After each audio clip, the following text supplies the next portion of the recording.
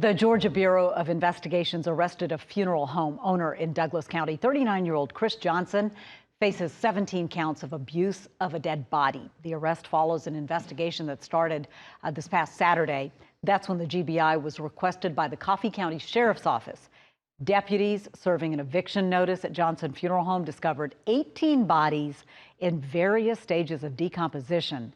This investigation's active, it is ongoing, and additional charges are expected. Right now.